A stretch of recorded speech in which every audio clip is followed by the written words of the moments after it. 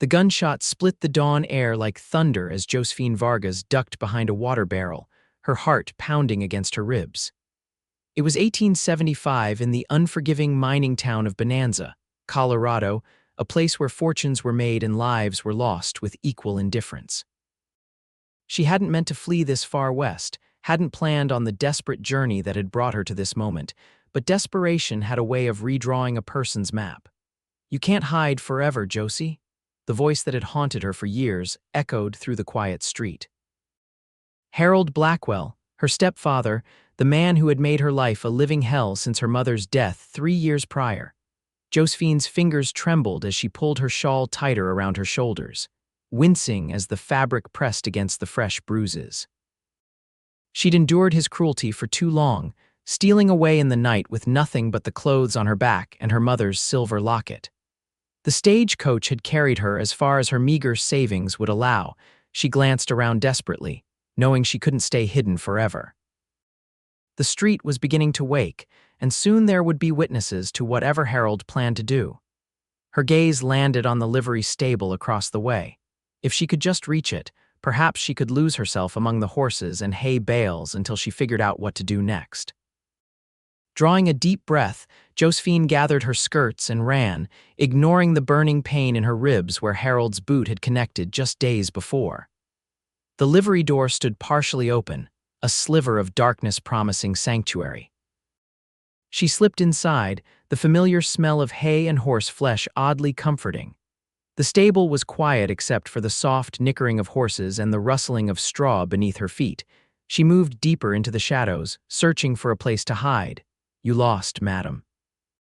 Josephine stifled a scream as she spun around, coming face to face with a tall man in a worn leather vest and dusty denim trousers. His face was partially obscured by the brim of his Stetson, but she could make out a strong jaw shadowed with stubble and eyes as blue as a mountain lake. I'm sorry," she stammered, backing away. "I didn't mean to trespass." "Ain't trespassing if you're needing shelter," the man said, his voice deep and steady. He tilted his head, studying her with those piercing eyes.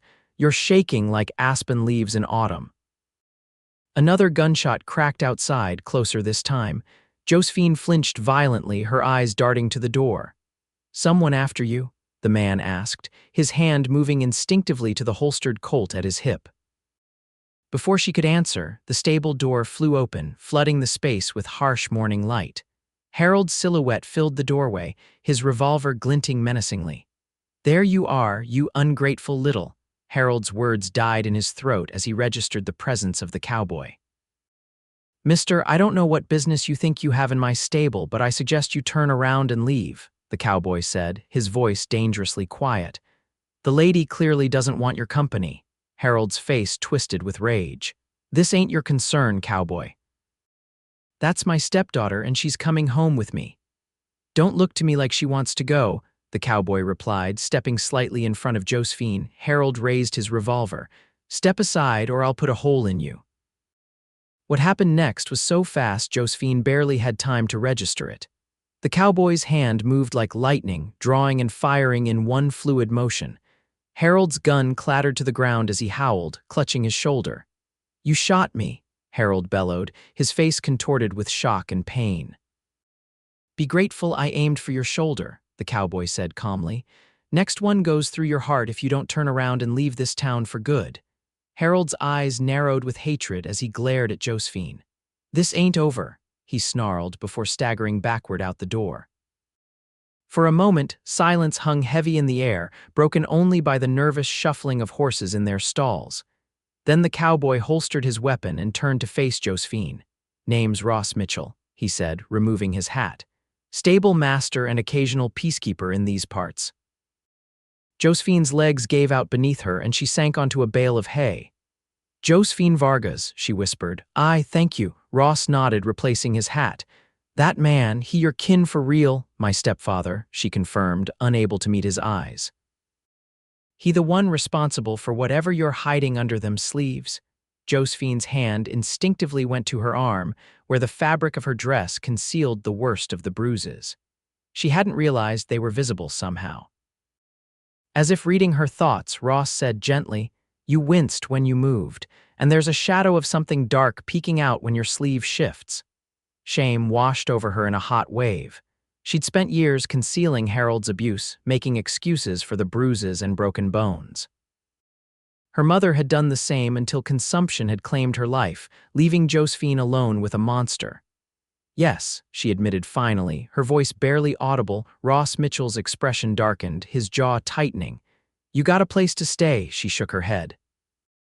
"I just arrived on the morning stage. I was planning to find work, but then Harold," she broke off, unable to continue. "That man will be back," Ross said grimly. "And he won't be alone next time. Men like that don't take kindly to being bested." Fear clutched at Josephine's heart. She'd traveled so far, only to find that her past had followed her like a persistent shadow. "I can offer you shelter at my place," Ross continued. "Got a small cabin just outside town. It ain't much, but you'd be safe there while we figure out what to do about your stepfather." Josephine hesitated. Trust didn't come easily after what she'd endured, and the thought of being alone with a man she'd just met, even one who had protected her, sent a cold shiver down her spine. Sensing her apprehension, Ross added, "Or I can take you to Widow Cooper's boarding house. She's a good woman, takes in strays of all sorts. Either way, you shouldn't be alone right now." The sincerity in his eyes tugged at something deep within Josephine, a flicker of hope she'd thought long extinguished. "The boarding house," she said finally, "if it's not too much trouble." Ross nodded, the faintest hint of a smile touching his lips. "No trouble at all, Miss Vargas. Let me see to my horses first, then I'll escort you." As Ross moved about the stable, checking on the animals and securing stalls, Josephine watched him with cautious interest. There was a gentle efficiency to his movements that spoke of a man comfortable in his own skin, confident but not boastful. "You're not from around here," she observed, finding her voice again. "Originally from Texas," Ross confirmed, pouring grain into a feed trough. "Came to Colorado after the war, needed mountains and space after seeing too much flat land soaked in blood." "You fought in the war between the states?" she asked. A shadow passed over his features. "Rode with the 8th Texas Cavalry, saw things no man should see."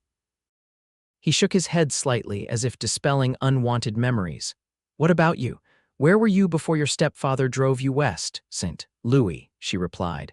"After my father died in '67, my mother remarried. We thought Harold would be our salvation. He had money, position, charm."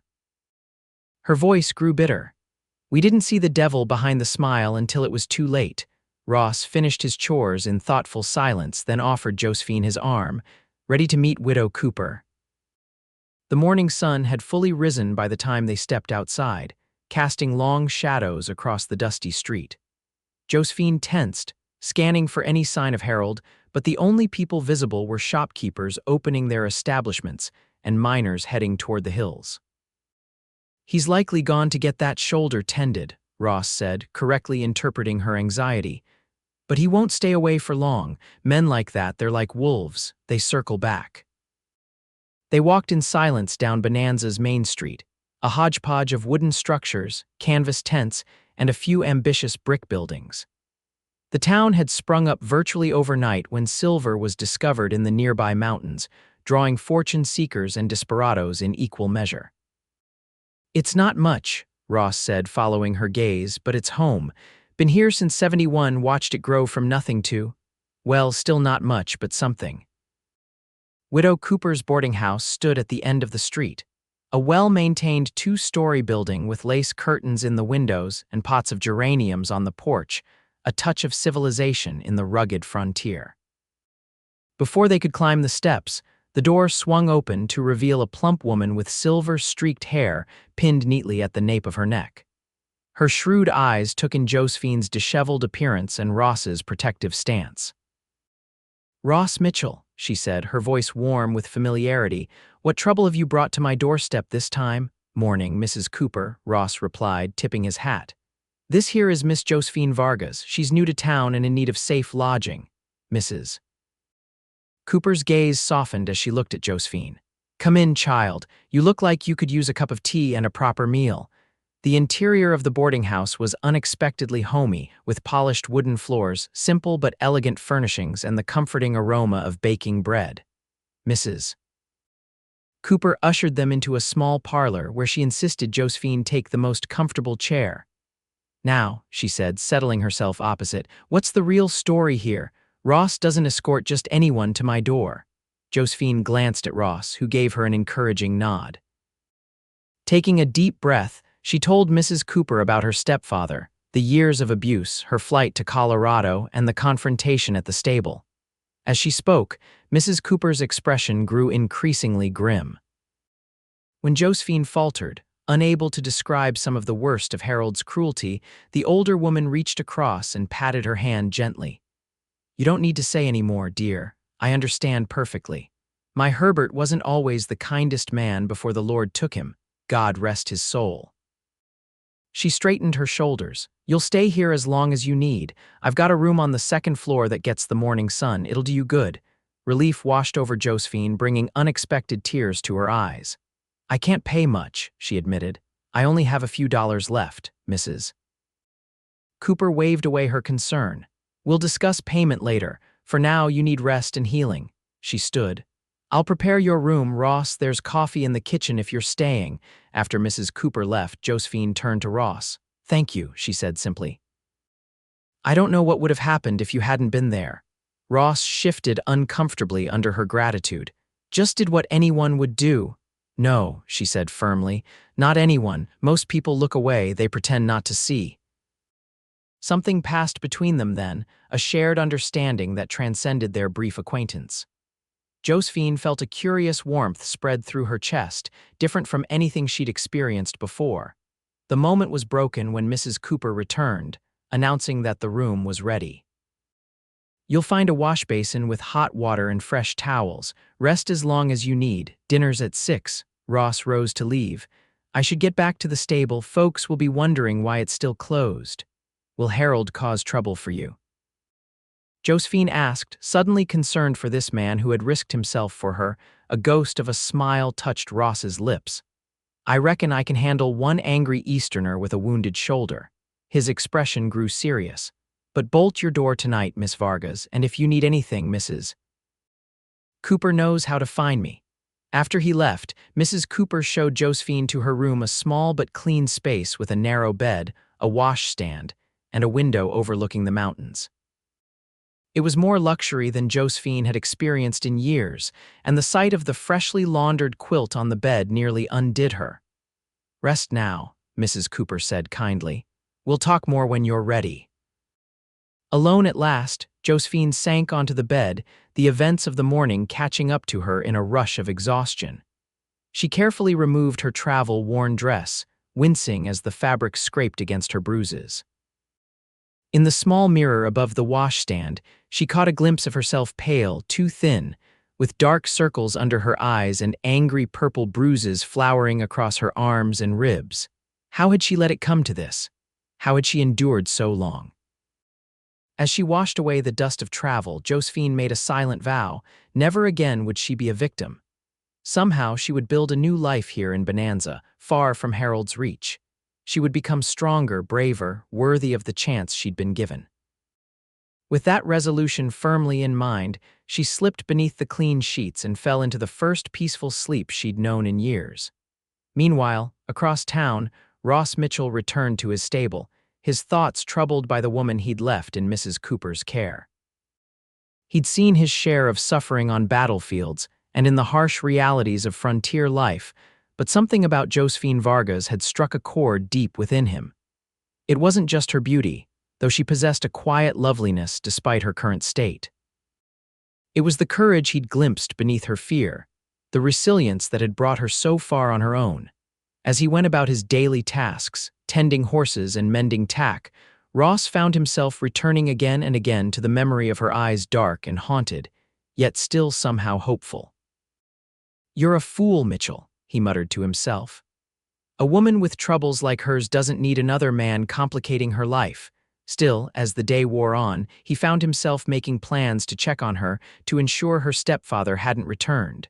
It was just neighborly concern, he told himself. Nothing more. The setting sun painted the mountains in fiery gold when Ross finished his work for the day. He just locked the stable and was heading toward his cabin when he spotted a group of men outside the Silver Dollar Saloon. Among them, his arm in a crude sling, stood Harold Blackwell. Ross's hand instinctively moved toward his revolver, but he checked the motion. Starting a gunfight on Main Street would solve nothing and might endanger innocent bystanders. Better to watch and wait to see what the man was planning. Harold was talking animatedly, gesturing with his good arm. The men around him, local troublemakers Ross recognized from previous altercations, were nodding, their expressions suggesting that whatever Harold was proposing involved payment.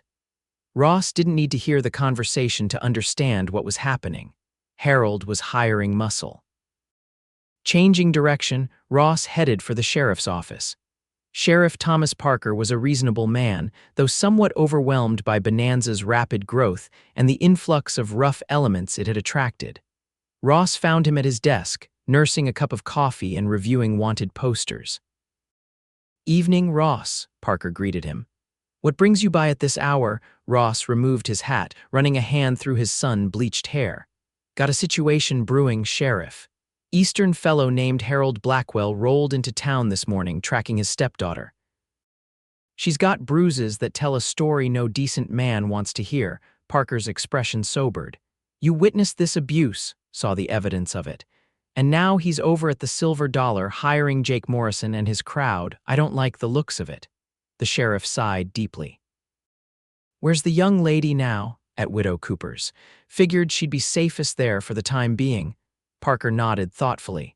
"I'll keep an eye on Blackwell and have a word with him about disturbing the peace." "But Ross," he added, his voice taking on a warning tone, "don't take the law into your own hands. You've got a good reputation in this town. Don't spoil it over some family dispute." Ross bristled at the characterization but held his tongue.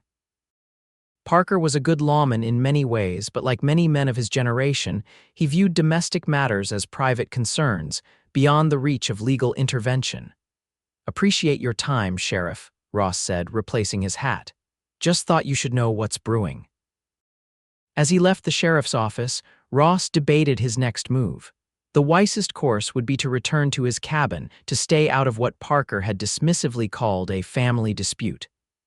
But the memory of Josephine's bruises and the fear in her eyes wouldn't let him walk away. Decision made, Ross turned toward Widow Cooper's boarding house. He would warn Josephine about her stepfather's activities and ensure she had a plan should Harold make his move. It was the least he could do. The boarding house was quiet when he arrived, the downstairs windows glowing with lamplight. Mrs. Cooper answered his knock, her eyebrows rising in surprise. "Twice in one day, Mr. Mitchell. This must be serious indeed. Is Miss Vargas available?" Ross asked, uncomfortable with the knowing look in the widow's eyes. "She's resting," Mrs. Cooper replied. "Poor thing was exhausted to the bone, but she needs to eat, so I was about to wake her for dinner. Come in and wait in the parlor." Ross removed his hat and followed Mrs. Cooper inside. The parlor was empty, the other boarders presumably already at dinner in the adjacent dining room. He could hear the clatter of cutlery and the murmur of conversation through the half-open door. "I'll fetch her," Mrs. Cooper said. "Make yourself comfortable."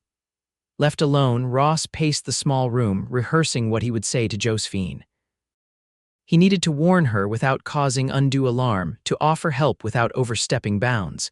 It was a delicate balance, made more complicated by his growing personal interest in her welfare. "Mr. Mitchell." Ross turned to find Josephine standing in the doorway. She had changed into a simple blue dress that Mrs. Cooper must have loaned her, and her dark hair was neatly braided. Though still pale, rest had restored some color to her cheeks, and there was a new steadiness in her gaze. "Miss Vargas," he greeted her, suddenly tongue-tied. "I hope I'm not intruding." "Not at all," she said, entering the room. "Mrs. Cooper said you wished to speak with me." Ross nodded, gathering his thoughts. "I saw your stepfather at the Silver Dollar a short while ago. He was talking to some local men, not the kind you want to cross paths with." Fear flickered across Josephine's face, but she quickly mastered it. "You think he's planning something?" "I think he's not the type to accept defeat gracefully," Ross said carefully. "I've spoken to Sheriff Parker, but—" He hesitated, not wanting to undermine her faith in local law enforcement. "But he won't interfere in what he sees as a private matter." Josephine finished for him, a bitter note in her voice. It was the same in St. Louis. The police would not involve themselves in domestic affairs, no matter how many times my mother begged for help. Ross's heart twisted at the resignation in her tone. "It's not right," he said simply. "No," she agreed, "but it's the way of things." She lifted her chin slightly. "I won't return to him, Mr. Mitchell. I would rather die." The quiet determination in her voice stirred something in Ross's chest. "It won't come to that," he promised, "but I think you should be prepared for the possibility that he might try to force the issue." "What do you suggest?" Ross considered for a moment. "For now, stay close to the boarding house. Don't go out alone. If you need to leave for any reason, ask Mrs. Cooper to send for me." He paused, weighing his next words carefully. "And if things escalate, if you feel unsafe here, my cabin is always open to you." A faint blush colored Josephine's cheeks at the offer, but she met his gaze steadily. "Thank you, Mr. Mitchell. Your kindness to a stranger is unexpected." "Ross," he corrected gently, "if we're going to be allies against your stepfather, you might as well use my given name." A small smile touched her lips. "Ross," she repeated, the name sounding strangely intimate in her soft voice. "And you must call me Josephine." "Josephine," he echoed, liking the way it felt in his mouth. Their moment of connection was interrupted by Mrs. Cooper's appearance at the doorway. "Dinner is getting cold," she announced, her shrewd eyes moving between them. "Mr. Mitchell, you're welcome to join us. I've made plenty." The invitation was unexpected but not unwelcome. Ross hadn't been looking forward to returning to his empty cabin and the cold supper that awaited him there. "I'd be obliged, Mrs. Cooper." Dinner at the boarding house was a lively affair. Besides Mrs. Cooper and Josephine, the table hosted an elderly prospector named Ferguson, a young schoolteacher called Miss Adams, and a husband and wife who operated the town's general store. The conversation flowed easily, touching on local gossip, the prospects for the coming winter, and the latest news from Denver. Ross, usually a quiet man who kept to himself, found himself drawn into the warmth of the gathering. He stole glances at Josephine throughout the meal, noting how she gradually relaxed in the company of these friendly strangers. There was a grace about her, even in her current circumstances, that spoke of good breeding and proper upbringing. After dinner, when the other boarders had retired to their rooms or the parlor, Ross prepared to take his leave. Josephine walked him to the door, standing just inside the threshold as he stepped onto the porch. "Thank you for the warning," she said softly. "And for dinner, it was nice to feel normal for a few hours." "You'll have more normal days ahead," Ross promised. "Once we deal with your stepfather." Josephine's expression grew troubled. "I don't want you to risk yourself for me, Ross. Harold is dangerous when crossed." "He has connections, money, and I have friends in this town," Ross countered. "People who will stand with me if needed. Don't fret about me, Josephine. Worry about yourself and staying safe." She nodded reluctantly. "Good night, then." "Good night," he replied, settling his hat back on his head. "Lock the door behind me." As he walked back toward his cabin, Ross found himself thinking that Bonanza suddenly seemed different, as if Josephine's arrival had shifted something fundamental in the fabric of his world. It was an unsettling thought for a man who had prided himself on his self-sufficiency since the war. The next morning dawned clear and crisp, with the first hint of autumn in the air. Ross completed his early chores at the stable, then made his way to the sheriff's office to inquire about Harold Blackwell. "He's still at the hotel," Parker informed him. "Had a talk with him last night about discharging firearms within town limits. Paid his fine without complaint, but there's something off about that man. Cold eyes, wouldn't want to turn my back on him." "Has he made any moves toward the boarding house?" The sheriff shook his head. "Not that I've seen. But Jake Morrison and his boys have been hanging around the hotel since dawn. I'd wager they're waiting for instructions." Ross frowned. Jake Morrison was a troublemaker who had drifted into Bonanza the previous winter, bringing with him a reputation for doing dirty work for anyone with coin to spare. If Harold had indeed hired him, the situation was more serious than Ross had initially thought. "I appreciate the information, Sheriff. I'll keep an eye out." "See that you do," Parker replied. "And Ross, be careful. Whatever this Blackwell fellow is involved in, it's not worth getting yourself killed over." Ross nodded noncommittally and took his leave. His next stop was the telegraph office, where he sent a message to an old war comrade who now worked for the Pinkerton Detective Agency in Denver. If Harold Blackwell had the connections Josephine feared, it would be useful to know exactly what they were dealing with. By mid-morning, Ross had returned to the stable where he found an unexpected visitor waiting for him. Josephine stood in the yard, her borrowed blue dress exchanged for a simpler brown one, her hair covered by a modest bonnet. "Josephine," he said, surprised and concerned. "You shouldn't be out alone. Mrs. Cooper's maid accompanied me," she explained, gesturing toward a young woman waiting at the street corner. "I needed to speak with you." Ross led her into the stable where they could talk privately. "What's happened?" "Nothing yet," Josephine said, her fingers twisting nervously in her skirt. "But I can't simply hide at the boarding house indefinitely. I need to find work to support myself." Ross studied her face, noting the determination that had replaced yesterday's fear. "What sort of work are you looking for?" "I'm well educated," she said.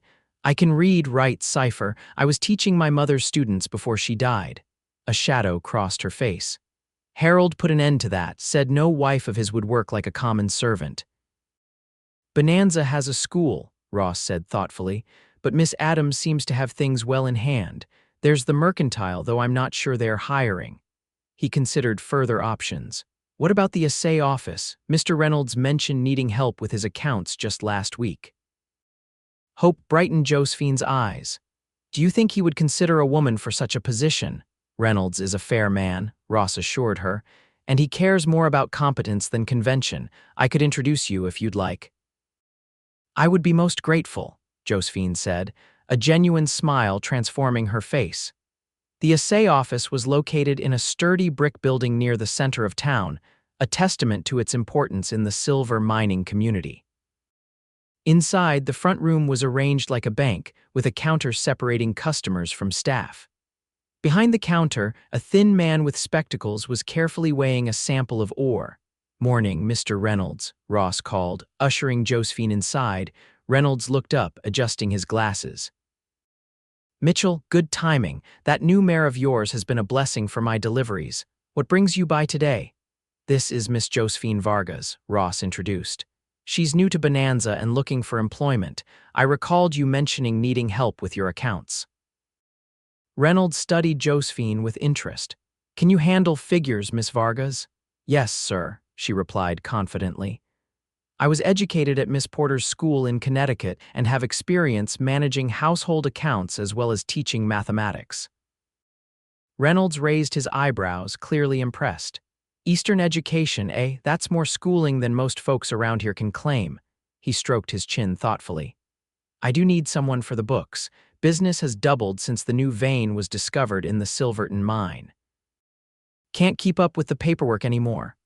"I would be diligent and discreet," Josephine assured him. "When could you start?" The question caught Josephine by surprise. "Immediately, if desired." Reynolds nodded decisively. "Come back tomorrow morning at 8. We'll do a trial period 1 week at standard wages. If that works out, we'll discuss permanent arrangements." Joy bloomed across Josephine's face. "Thank you, Mr. Reynolds. I won't disappoint you." As they left the assay office, Josephine turned to Ross, her eyes shining with gratitude. "I can't thank you enough. This changes everything." "You got the job on your own merits," Ross pointed out. "I just made the introduction." They began walking back toward the boarding house, Josephine's maid falling into step behind them. The morning had advanced, and Bonanza's streets were now bustling with activity. "Still," Josephine insisted, "your help has been invaluable. I don't know what I would have done without," she broke off abruptly, her body tensing. Ross followed her gaze across the street, where Harold Blackwell stood outside the Silver Dollar, watching them with cold, calculating eyes. Beside him were Jake Morrison and 2 of his associates, rough-looking men with the hard expressions of those accustomed to violence.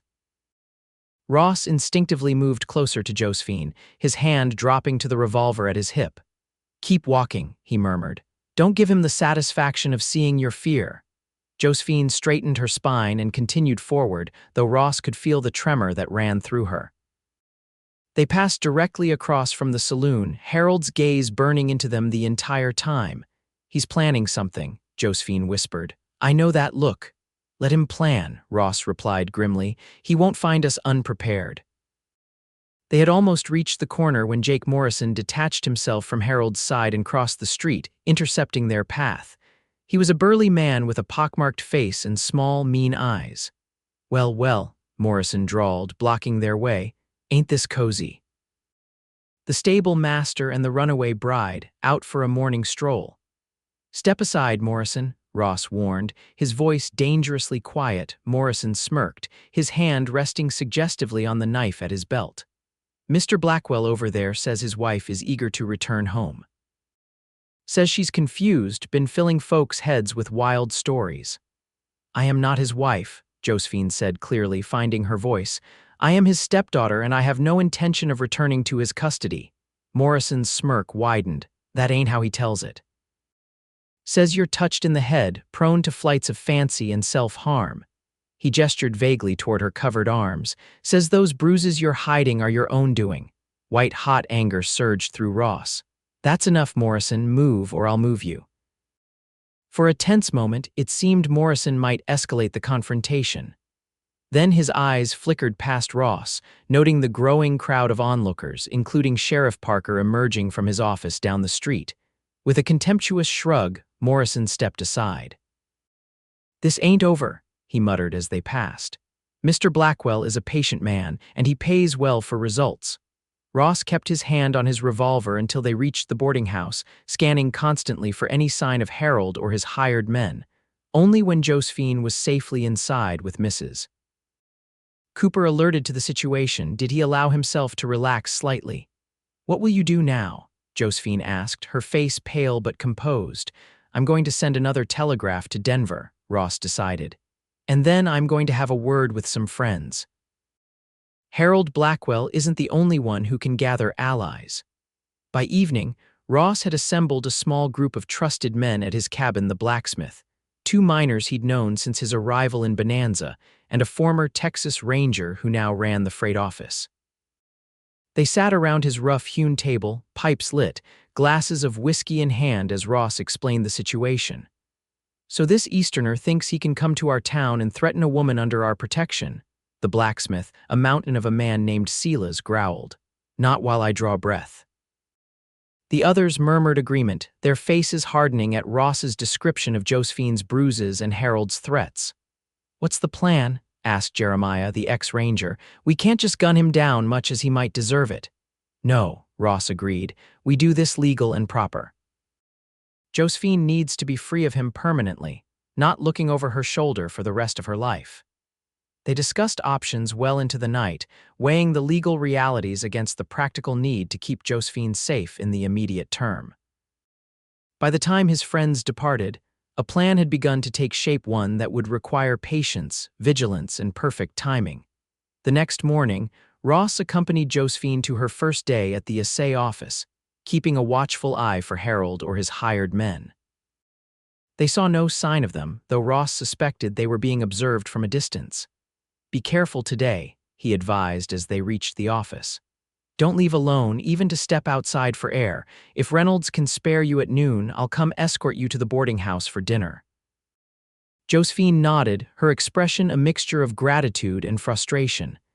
I hate that he still has this power, that we must arrange our lives around his threats. It won't be forever, Ross promised. Trust me on that. As Josephine entered the assay office to begin her new position, Ross couldn't help but admire her resilience. Despite everything she had endured, she was determined to build a new life, to stand on her own 2 feet.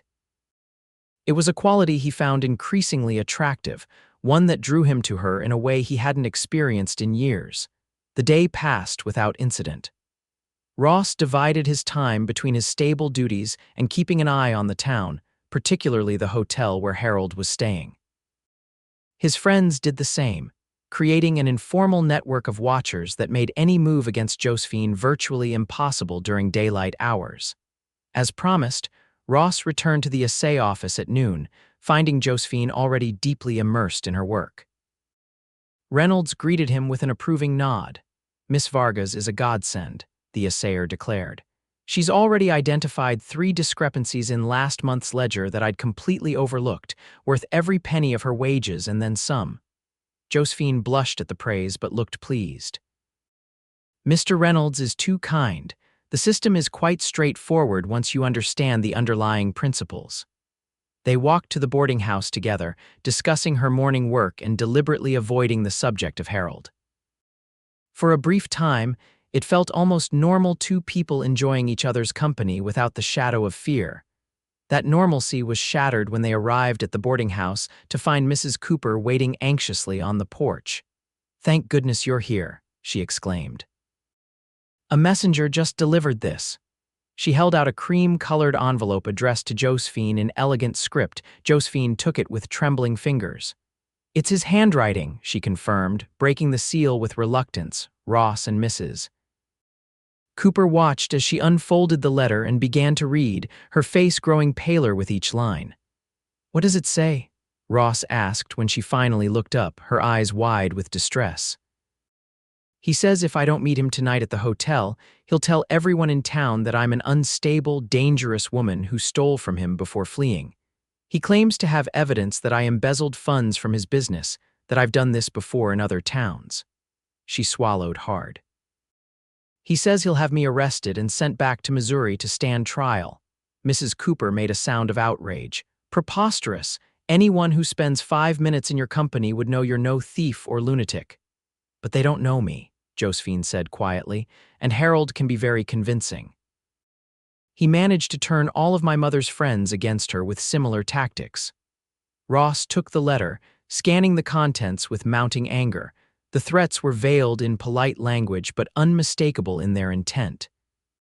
Harold was attempting to isolate Josephine, to cut off her newfound support by destroying her reputation before it could be established. "You're not meeting him," Ross stated firmly, folding the letter and tucking it into his pocket. "That's exactly what he wants, to get you alone, away from witnesses. But if he goes to Sheriff Parker with these accusations, let him," Ross interrupted. "Parker's not a fool, and I've already sent word to Denver about your stepfather. With luck, we'll have information about his past dealings before he can do any real damage here." Josephine didn't look entirely convinced, but she nodded reluctantly. "What should I do in the meantime?" "Go about your business as planned," Ross advised. "Return to the assay office this afternoon. Establish yourself in the community. The more people who know you as you truly are, the less power his lies will have." After ensuring Josephine was safely back at work, Ross headed straight for the telegraph office. His Pinkerton contact in Denver had promised to wire information as soon as possible, and Ross was hopeful there might be news waiting. The telegraph operator, a wiry man with ink-stained fingers, handed over a message that had arrived just an hour earlier. Ross stepped outside to read it in privacy, his pulse quickening as he absorbed the contents. The news from Denver was better than he had dared hope. Harold Blackwell, it seemed, was already known to the Pinkertons. 3 years ago, a wealthy widow in Kansas City had hired the agency to investigate Blackwell after her daughter married him and subsequently died under suspicious circumstances. While nothing could be proven, the detective assigned to the case had developed significant concerns about Blackwell's character and past. More damning still, there were rumors of financial improprieties in St. Louis, rumors that aligned suspiciously with the very accusations Blackwell now threatened to level against Josephine. It appeared to be his standard tactic: accuse his victims of the crimes he himself had committed. Ross folded the telegram carefully and tucked it away. This was valuable information, but not yet the smoking gun they needed to permanently remove Harold from Josephine's life. For that, they would need more concrete evidence. As evening approached, Ross gathered his allies once more, sharing the new information and refining their plan. They would maintain their watch over Josephine while simultaneously investigating Harold more thoroughly. Someone in Bonanza must have had dealings with him by now: the hotel staff, local merchants, perhaps even the telegraph operator. Every interaction was a potential source of intelligence. "What about tonight?" Silas asked. "If he's expecting the girl to show up at the hotel and she doesn't, He'll be angry, Ross acknowledged. Possibly angry enough to make a mistake. That's why I'll be watching the hotel personally. If he tries anything, we'll be ready. As darkness fell over Bonanza, Ross positioned himself across from the Grand Hotel, concealed in the shadows between two buildings. From his vantage point, he could clearly see the hotel's front entrance and the windows of what he believed to be Harold's room on the second floor. The hours crept by with excruciating slowness. Ross watched as the town gradually quieted, the saloons disgorging their last patrons, the street lamps casting pools of yellow light on the empty boardwalks. By midnight, the only signs of life were the occasional cat prowling for mice and the distant howl of a coyote in the hills. Ross was beginning to think the night would pass without incident when the hotel door opened, spilling light onto the street. Harold Blackwell emerged, no longer wearing the sling for his injured shoulder. He stood for a moment on the hotel steps, looking up and down the deserted street, then descended and began walking purposefully toward the boarding house. Moving quietly, Ross followed at a distance. Harold's stride was determined, his posture rigid with anger. Whatever he had planned for this night, it wasn't a peaceful conversation. As Harold approached the boarding house, Ross noticed something that made his blood run cold, the glint of metal in Harold's hand. He was armed, likely with a small pocket pistol or derringer. Ross drew his own revolver and quickened his pace. He wouldn't allow Harold to reach the boarding house to threaten Josephine in what should have been her sanctuary. "Blackwell," he called out, his voice carrying in the still night air. "That's far enough." Harold stopped abruptly, then turned slowly to face Ross. In the dim light, his features were shadowed, but Ross could see the cold fury in his eyes. "The stable master," Harold said, his voice dripping with contempt, "always interfering in matters that don't concern you." "A man threatening a woman with a gun concerns me plenty," Ross replied, keeping his own weapon leveled at Harold's chest. "Especially when that woman bears the marks of his previous attentions." Harold's lip curled in a sneer. "Josephine has always been prone to accidents. Clumsy girl, forever walking into doors and falling downstairs." "Save your lies," Ross said coldly. "I've been in touch with Denver. The Pinkertons remember you, Blackwell. They remember your last wife, too, the one who died so conveniently after naming you in her will." A flicker of uncertainty crossed Harold's face, quickly replaced by calculated composure. "Mere rumors spread by jealous relatives. I was cleared of any wrongdoing." "Were you?" Ross challenged. "Or did you just move on before the investigation could be completed?" "The same way you're trying to force Josephine back to Missouri before people here get to know her true character." Harold's grip on his concealed weapon tightened visibly. "She is my legal responsibility, a disturbed young woman who needs proper supervision." "She's a grown woman who bears the scars of your supervision," Ross countered. "And she's under the protection of this town now. If you have legitimate legal claims, take them to the sheriff in the light of day. Otherwise, get on the next stage out of Bonanza and don't look back." For a long moment, the two men stood facing each other in the moonlight, the tension between them thick enough to cut with a knife. Then, with deliberate slowness, Harold withdrew his hand from his pocket, the small pistol still clutched in his fingers. "This isn't over," he said softly. "Josephine belongs to me. One way or another, she'll return to St. Louis whether you're alive to see it or not." Before Ross could respond, a voice rang out from the darkness. "That sounds mighty like a threat, mister." Sheriff Parker stepped into view, his badge catching the moonlight. Behind him stood Jeremiah, the ex-ranger, his own weapon drawn. "Threatening a man's life is a serious offense in Colorado territory," Parker continued, moving closer. "So is carrying a concealed weapon with intent to harm." Harold's face contorted with rage as he realized he'd been caught in a trap. With a sudden movement, he raised his pistol toward Ross. 3 shots rang out simultaneously from Ross, Parker, and Jeremiah. Harold's body jerked violently as the bullets struck him, his own shot going wild. He crumpled to the ground, blood spreading across his expensive coat. Ross approached cautiously, kicking the fallen pistol away before kneeling to check for signs of life. There were none. Harold Blackwell's eyes stared sightlessly at the stars, his features frozen in an expression of thwarted fury. "He didn't leave us much choice," Parker said grimly, holstering his weapon. No, Ross agreed, standing. He made his decision when he drew on us. The commotion had awakened the town. Lights appeared in windows, and doors opened as curious residents emerged to investigate the gunshots. Among them was Mrs. Cooper, hurrying down the boarding house steps with a shawl clutched around her shoulders. Behind her, pale and trembling, stood Josephine. Ross crossed to her immediately. "Are you all right?" She nodded mutely, her eyes fixed on Harold's body. "Is he?" "He's dead," Ross confirmed gently. "He drew his weapon. We had no choice." A complex series of emotions crossed Josephine's face: relief, grief, guilt, and finally, a profound weariness. "It's over then," she whispered. "It's over," Ross echoed, guiding her back toward the boarding house as Parker began directing the gathering crowd. "He can't hurt you anymore." The days that followed passed in a blur of official inquiries and town gossip.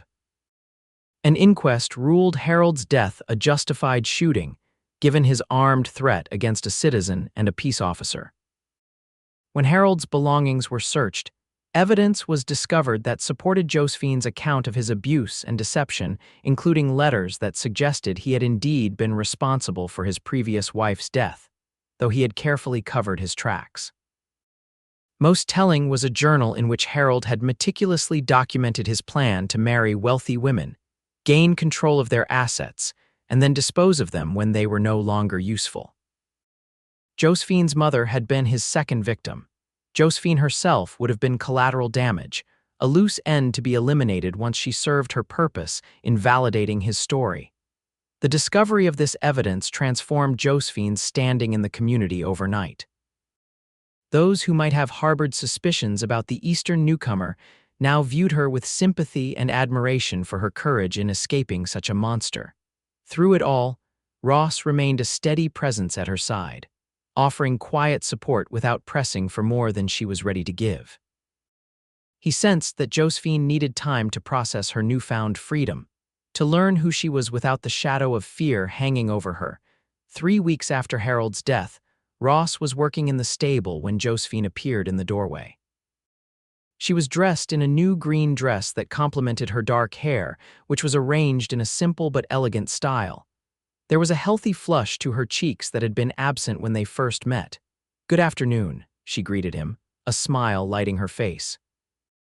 "Mr. Reynolds gave me the afternoon off, and I thought I might find you here." Ross set down the saddle he'd been repairing and wiped his hands on a cloth. "Reynolds speaks highly of your work, says you've revolutionized his accounting system." Josephine's smile widened. "He's exaggerating, but it is satisfying to be valued for my skills rather than." She trailed off, but Ross understood, rather than as property as Harold had viewed her. "What brings you to my stable on your afternoon off?" Ross asked, pleased but curious about her visit. Josephine's confidence faltered slightly, a touch of vulnerability showing through her composed exterior. "I realized that in all these weeks, I've never properly thanked you for what you did for me. Not just that night with Harold, but from the very beginning taking in a stranger, believing me when many wouldn't have." Ross shook his head, uncomfortable with her gratitude. "Anyone would have done the same." "No," she said firmly, "not anyone. Most people would have looked away as they did in St. Louis. You saw someone in trouble and you acted at considerable risk to yourself." She took a step closer. "I owe you my life, Ross Mitchell." "You don't owe me anything," Ross insisted. "Seeing you build a new life here, watching you grow stronger each day, that's thanks enough." Josephine studied his face, her dark eyes searching. "And if I want to give more than thanks, if I've come to value your friendship as something precious to me." A warmth spread through Ross's chest at her words. Over the past weeks, as they had navigated the aftermath of Harold's death together, his admiration for Josephine had deepened into something more profound. But he had held himself back, unwilling to burden her with his feelings when she was still healing from her ordeal. "Josephine," he began carefully, "you've been through a terrible experience. You're just beginning to find your footing. I wouldn't want to complicate that for you." "Perhaps," she replied, a hint of mischief entering her expression, "I'm ready for a certain kind of complication."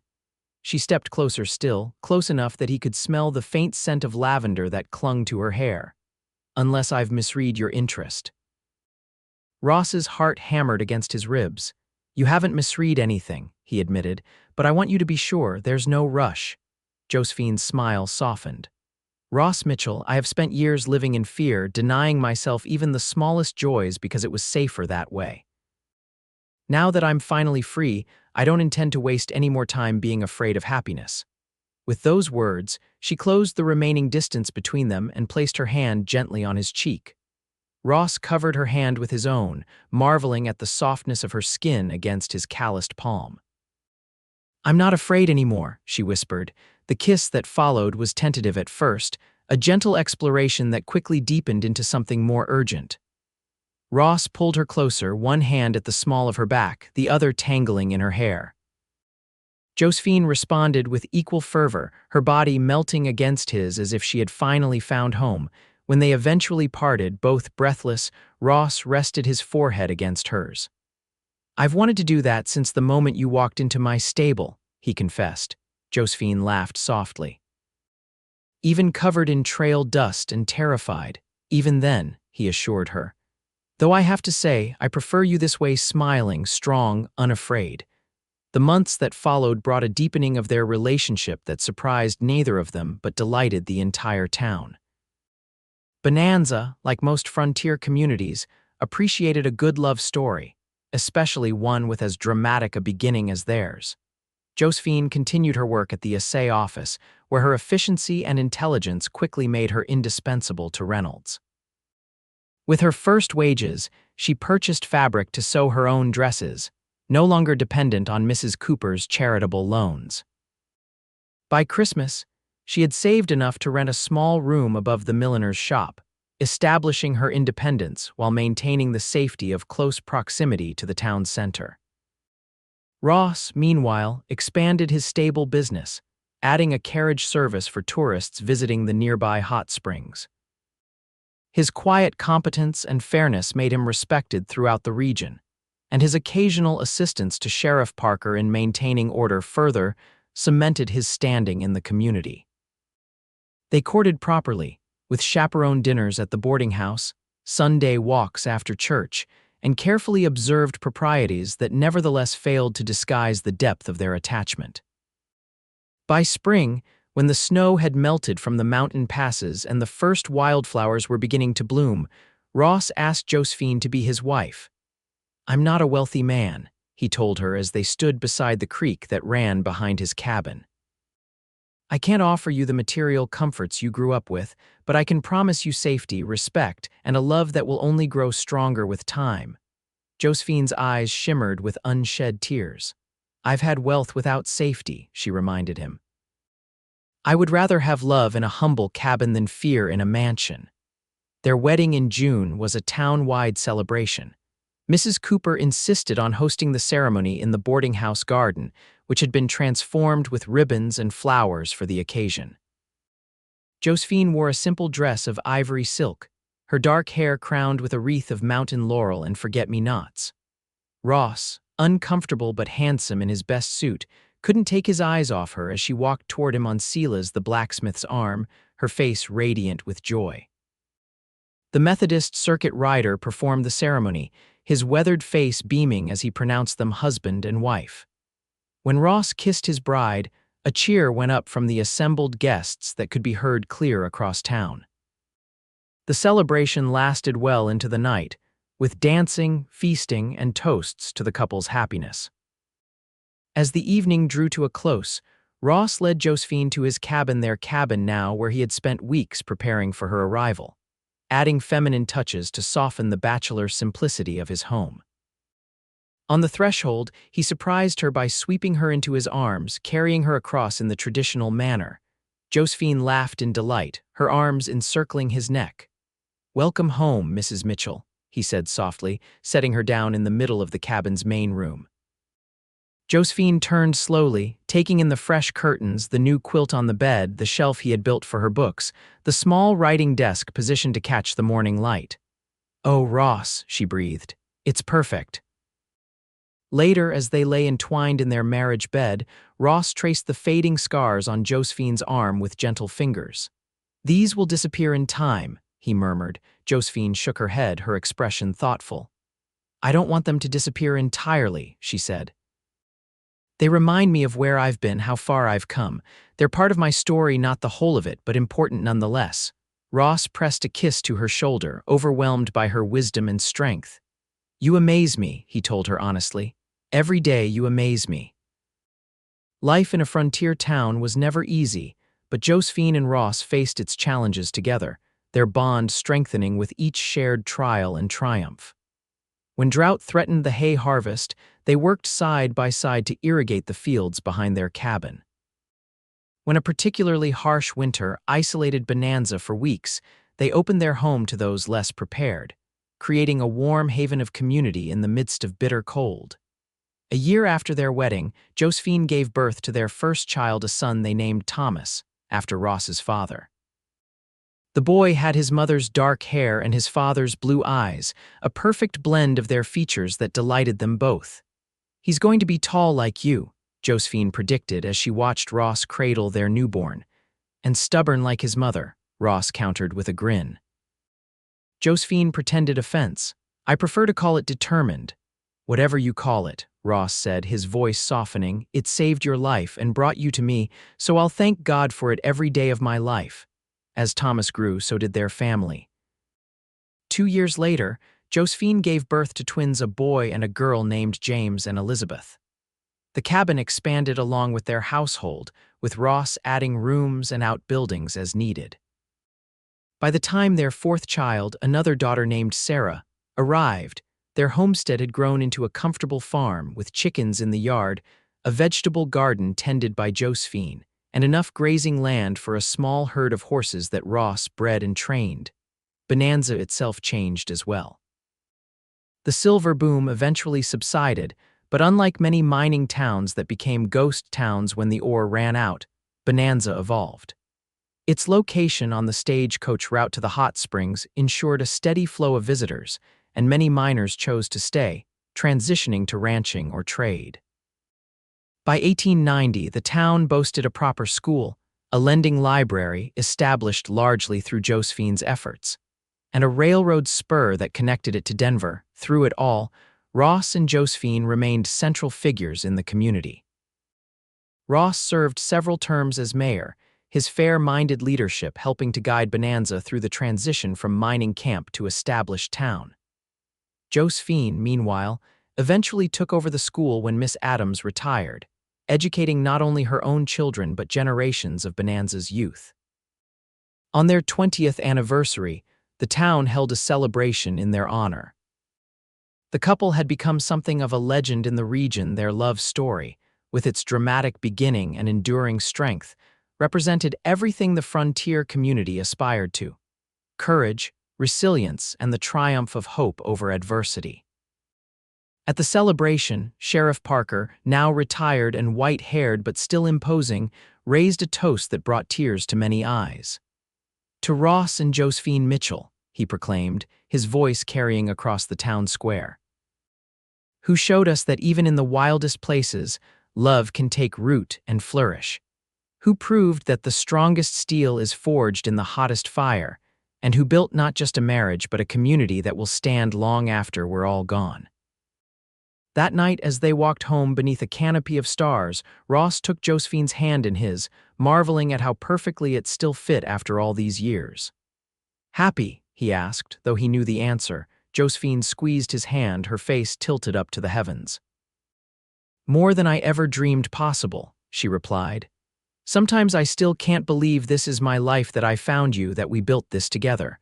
Ross stopped, turning to face her in the moonlight. Though lines now framed her eyes and silver threaded through her dark hair, she was more beautiful to him than ever. That day you ran into my stable, he said softly. You were trying to escape one life. You couldn't have known you were running straight into another. The life I was meant for, Josephine finished for him, rising on tiptoe to kiss him with a tenderness that spoke of decades of shared love. The only life I would ever choose. As they continued toward home, toward the lights of their cabin where their youngest children waited and the older ones would soon return with families of their own, Ross reflected on the long journey that had brought them to this moment. From a terrified young woman with bruises hidden beneath her sleeves to a confident, beloved matriarch. From a solitary cowboy haunted by war to a husband, father, and community leader, it hadn't always been easy. There had been arguments and misunderstandings, lean years and tragedies, a stillborn child, a fire that destroyed their first cabin, the influenza that nearly took Thomas one terrible winter. But through it all, their love had remained constant, a foundation strong enough to weather any storm. And as they reached their home, as the door opened to reveal the warm light within, and the voices of their children called out in welcome, Ross knew with absolute certainty that he would make the same choice again to protect the wounded stranger who had stumbled into his stable that long-ago morning, to stand with her against the darkness of her past, to build with her this beautiful, imperfect, miraculous life. In the end, it was as simple and as profound as the vow he had made on their wedding day. To love her completely, to protect her fiercely, to walk beside her faithfully for all the days of their lives. A promise kept through better and worse, through joy and sorrow, through every sunrise and sunset of their shared journey. A promise that had begun with a single life-changing moment, when she had bruises hidden under her sleeves and the cowboy said, "Who did this? Tell me now."